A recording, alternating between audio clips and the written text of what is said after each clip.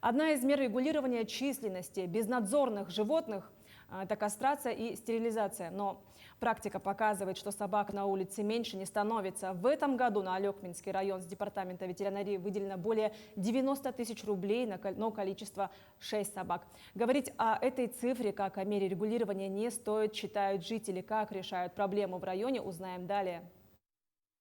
Раньше весна ассоциировалась с солнцем и капелью, сейчас скорее с дорогами и собаками. Сейчас отловом безнадзорных животных заняты два подрядчика. Первая бригада, которая отрабатывает договор прошлого года, ИП Мухамедзянов, он сейчас работает на базе городского полигона, там обустроен пункт временной передержки собак в количестве 10 клеток. Он сейчас отлавливает собак.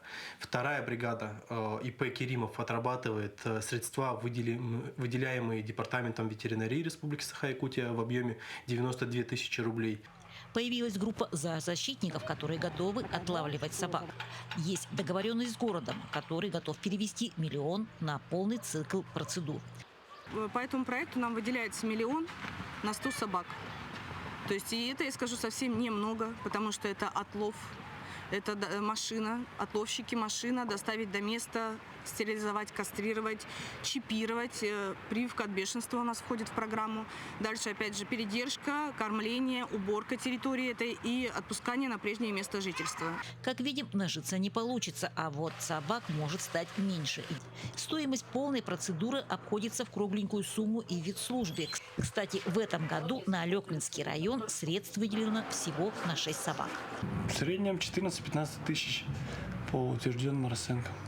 То есть это обходится полностью кастрация, содержание, да? Да, содержание в течение 30 дней, кастрация, учет.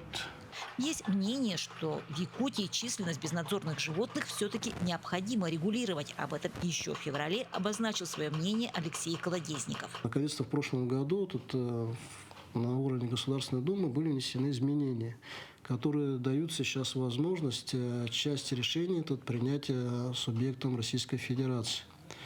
Дело в том, что в предыдущем законодательстве жестко регламентировано, что собака, которая отловлена, стерилизована, через какой-то период времени обратно опускается на волю. Предполагалось, что так численность будет регулироваться. Но это же по факту произошло не совсем так, да? То есть численность безнадзорных животных не сокращается.